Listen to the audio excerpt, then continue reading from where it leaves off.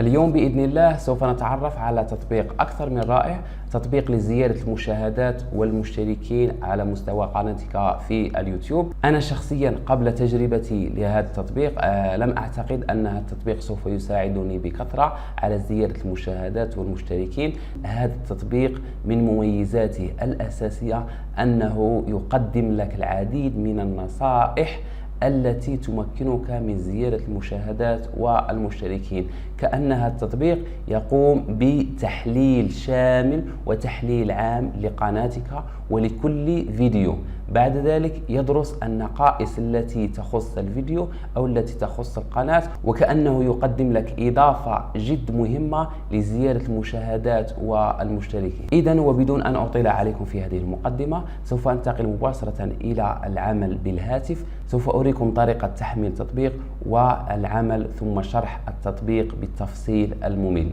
لهذا إذا كنت تشاهد هذا الفيديو لأول مرة وتشاهد قناتي لأول مرة، ففضلا وليس أمرا ما عليك إلا باشتراك إضافة إلى تفعيل الجرس ثم مواصلة مشاهدة هذا الفيديو. إذا ما عليكم أعزائي المشاهدين إلا فتح متجر بلاي ستور والبحث على التطبيق التالي تيب بادي، يعني تقومون بكتابة التطبيق. تقومون بعد ذلك بتحميل التطبيق وتثبيت التطبيق.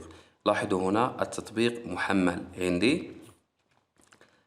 بعد الانتهاء من تحميل وتثبيت التطبيق، ها هو رمز التطبيق مثبت على هاتفي. أقوم بفتح التطبيق. الآن سوف أشرح لكم طريقة العمل بهذا التطبيق. تتحصلون على الواجهة التالية. لاحظوا معي سوف أقوم بالدخول إلى حسابي أو إلى حساب جوجل المتعلق أو المربوط بالقناة. أنقر هنا على sign in with جوجل، يوجهني إلى صفحة جوجل. هنا أختار الحساب المعني بالأمر، يعني الحساب متعلق بالقناة التي أريد العمل عليها. وهي تحصلت على قناتي، يعني قناة المعلوماتية. بإمكاني هنا في الأسفل إضافة قناة أخرى في واجهة التطبيق، وذلك بالنقر على زر Add Channel. يعني هنا أنقر على هذا السهم الذي هو موجود بجانب اسم القناة. الآن لأبدأ العمل بالتطبيق. لاحظوا معي هناك إعدادات مجانية تخص التطبيق وهناك إعدادات مدفوعة. سوف أتعرف على هذه النقطة لاحقا. هنا يوجد في الأسفل 5 تبويبات، يعني يوجد تبويب الفيديو أو قائمة الفيديوهات. التبويب الثاني متعلق بالتعليقات، يعني هنا تظهر كل التعليقات. التبويب الثالث متعلق بالمكافآت والتهاني التي تحصلت عليها. على سبيل المثال هنا التهاني متعلقة بعدد المشتركين، وآخر تهنئة هي الحصول على 10,000 مشترك. هنا جديد الأخبار المتعلقة باليوتيوب. وفي التبويب الأخير يعني تبويب الإعدادات سوف أتعرف لاحقا على هذه الإعدادات. أبدأ بتبويب الفيديو. لاحظوا معي هنا تظهر كل فيديوهات القناة وترتيب الفيديوهات حسب الفيديو الأحدث. عندما أختار الفيديو لاحظوا معي هنا يوجد عنوان الفيديو، عدد المشاهدات باللون الأخضر هي عدد المشاهدات الجديدة، عدد التعليقات، عدد الإعجابات، وعدد غير المعجبين. وهنا يوجد إحصاءات متعلقة بتعليق مقابل مشاهدتين أو إعجاب. وفي النقطة الثانية يوجد المقارنة بين الإعجابات والغير إعجابات أو غير المعجبين. يعني لاحظوا معي هنا باللون الأخضر تظهر أن الإحصاءات جيدة أو إحصاءات ممتازة، يعني مقارنة الإعجابات بغير الإعجابات ومقارنة التعليقات والإعجابات بعدد المشاهدات، لأنها إحصاءات جيدة في هذا الفيديو أو في كل فيديو. أختار على سبيل المثال الفيديو الأول وهو آخر فيديو في قناتي، ربط قناتين يوتيوب. لاحظوا معي والآن أنتقل إلى أهم شيء في هذه الحلقة وفي تطبيق تيب بادي. لاحظوا معي الميزة الأساسية في هذا التطبيق وبالضبط في كل فيديو أنه يقدم لك تفصيل أو يقدم لك إحصاءات متعلقة بالفيديو، الشيء الذي ينقص الفيديو لكي يظهر أو لكي يتحصل على مشاهدات أكبر ومشتركين أكثر. لاحظوا معي، هنا يوجد باللون الأخضر يعني الإعدادات أو النقاط التي أنت قمت بتعديلها بطريقة صحيحة وسليمة. اللون الأصفر وعليه علامة تعجب يعني هذه النقطة أو هذه الأداة تحتاج إلى تعديل، يعني شيء ينقص هذه الأداة. هنا في الأعلى يوجد خاصية الصور المصغرة. لاحظوا معي، يعني الصورة المصغرة متعلقة بهذا الفيديو هي صورة سليمة وفق القياسات المناسبة، وهي صورة ذات جودة عالية. لهذا يوجد هنا الرمز باللون الأخضر يعني الرمز الصحيح. هذا فيما يخص الخيار الأول. وموجود هنا العبارة في أول نقطة باللغة الإنجليزية Upload High Resolution Thumbnail، يعني عليك باستخدام صورة مصغرة ذات جودة عالية ووفق قياس مناسب. وسبق لي أنني تكلمت على فائدة الصورة المصغرة وطريقة عمل صورة مصغرة مناسبة لفيديو اليوتيوب. والخيار الثاني Add Tags to your title، يعني هنا عليك بإضافة علامات في عنوان الفيديو الخاص بك. يعني هذا الفيديو أنا نجحت في وضع علامات مناسبة تخص هذا الفيديو. على سبيل المثال عنوان هذا الفيديو ربط قناتين يوتيوب أو أكثر بحساب أدسنس واحد، هل هذا ممكن الربح من اليوتيوب؟ يعني هنا أنا وفقت في وضع علامات في عنوان الفيديو. ممكن العلامة المقصودة هي ربط قناتين أو ربط قناتين يوتيوب أو ربط قناتين يوتيوب بحساب أدسنس واحد، ممكن أنها تعتبر علامة مناسبة. لهذا يوجد الرمز الصحيح على العبارة الثانية.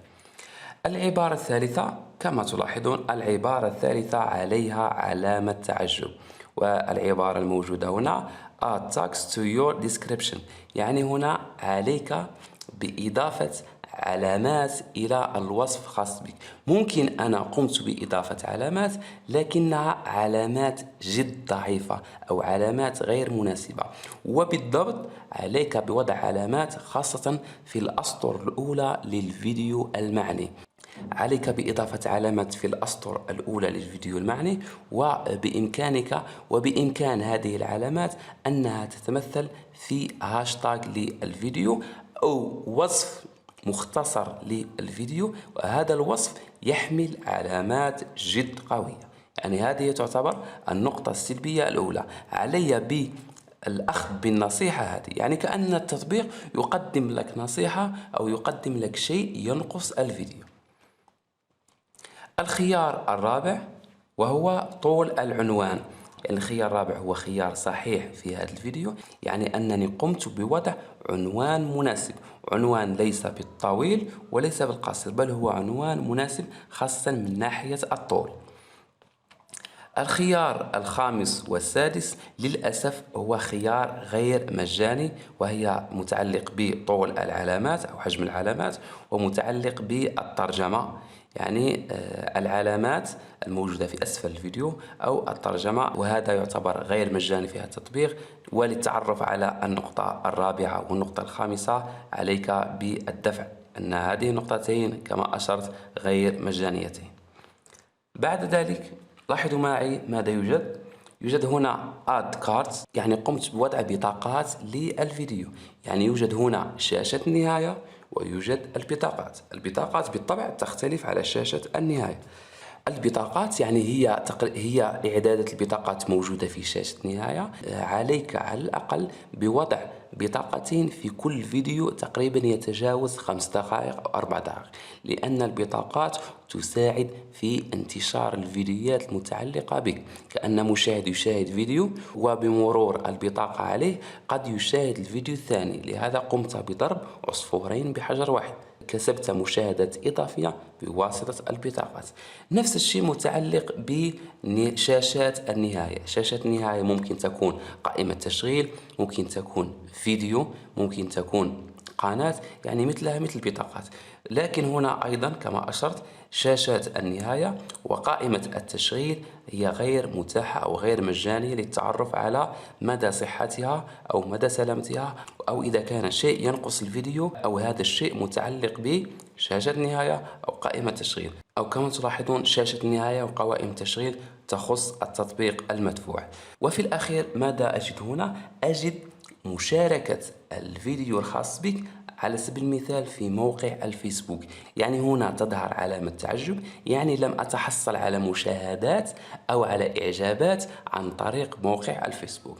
لاحظوا معي، لهذا يتوجب عليك مشاركة الفيديو في مواقع التواصل الاجتماعي وبالضبط في موقع الفيسبوك، لأنه موقع جد قريب لليوتيوب، وبنقرة زر يمكن الانتقال من الفيسبوك إلى اليوتيوب. كما تلاحظون هنا النتيجة في الأسفل، النتيجة النهائية 8 تظهر عليهم علامة صح، 2 علامة تعجب. يعني لاحقا ماذا أعدل؟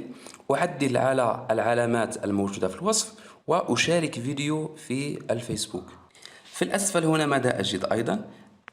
أجد العلامات المتعلقة بهذا الفيديو. بإمكاني هنا التعديل على هذه العلامات Edit Tags، يعني هنا باللون الأخضر، يعني علامات هذه تعتبر علامات جد قوية. لاحظوا معي هنا العلامات المقترحة، تعرف على كل النتائج.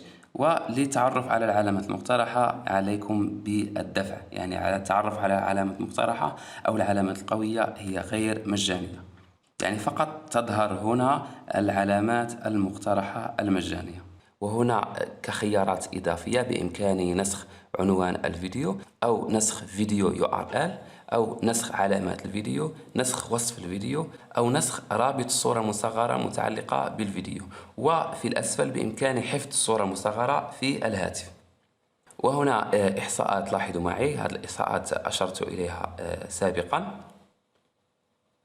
يعني خلاصة الأمر عليكم بالتركيز على النقاط المذكورة هنا في الفيديو. أعيد من جديد: صورة مصغرة، العلامات الموجودة في العنوان، العلامات الموجودة في الوصف، طول العنوان المناسب من ناحية حجم الكلمات، حجم العلامات والحجم الملائم للعلامات، الترجمة، إضافة بطاقات، إضافة شاشة نهاية، إضافة قوائم تشغيل، ومشاركة الفيديو خاصة في موقع الفيسبوك.